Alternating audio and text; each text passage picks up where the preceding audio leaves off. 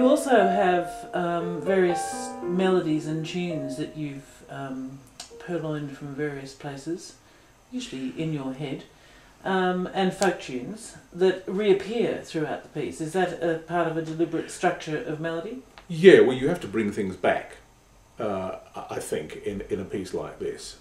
You know, you have to use the listener's memory, and so that they can begin to recognise things. And some of these things are quotes. I tend to have to point them out to people, but there are quotes, like in jokes almost. And some of them, you mentioned folk tunes. I mean, there's a Finnish waltz from the west of Finland called the Whole World Waltz. And I liked the tune a lot, and I made my own version of it, and then I made another version of it, and then I made another version of it. And so in the piece, I think the Whole World Waltz is number 39. 39, 40, 41, 42, 43 are all versions of the same one. So it's like a set of little mini set of variations in the middle. So there are sequences in the piece, and then there are also things which don't come back until much later. The most obvious example is the piece that's called Invocation, and there are 7 of these, and the first piece in the whole Waltz book is Invocation I. And the idea is that it's the merest shell of a waltz. Almost everything is missing except the outer carapace, and in there somewhere the waltz is starting to form. At one point you hear that chon chon chon chon, but that's about all there is. And then later there's Invocation II, and then Invocation III, and so it's a sort of like a still moment which you return to, and it functions, I've said before, a bit like the promenade in Pictures at an Exhibition. It's a moment when the listener, and the pianist too, can orientate themselves. Also throughout the Waltz book, Andy, there are very large differences in the levels of technical difficulty that you've used and that you've given the pianist to encounter.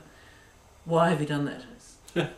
I suppose there probably is. I'm not sure what it is exactly, except that I liked the idea of writing this big piece, some of which was very virtuosic, verging on impossible.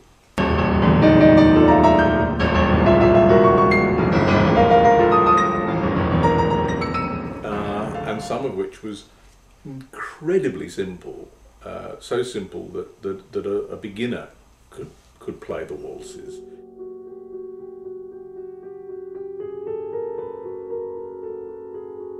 And mixing them all up, so that sometimes you get a tremendously simple waltz followed by a huge, great barnstorming number that flails around all over the keyboard. It appealed to me.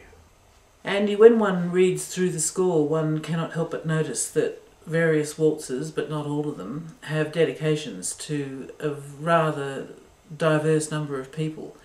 Was that part of the plan, or was that an ad hoc arrangement?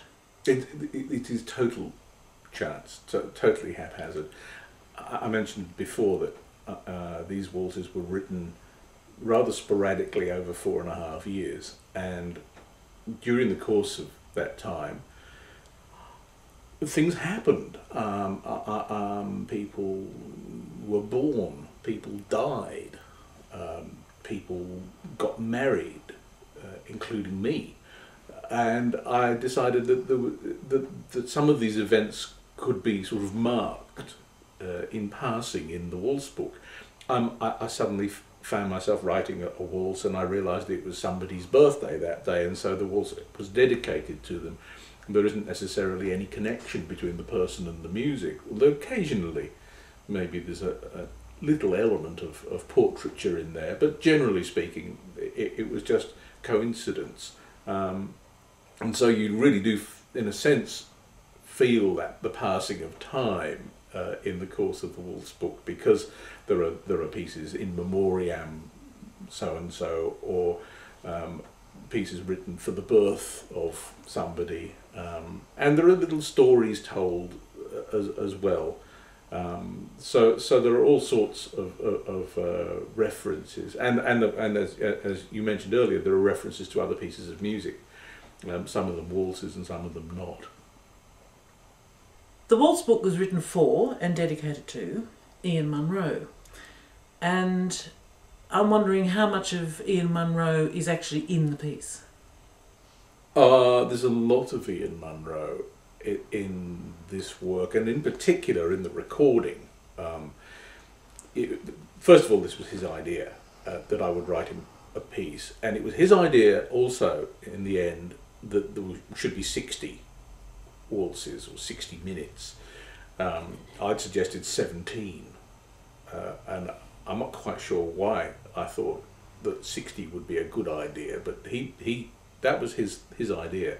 So and then there's the fact that I am not a pianist, and so I would send him these waltzes as I wrote them, and he would give me some feedback, and it was mostly encouragement, and that's very important for any creative artist.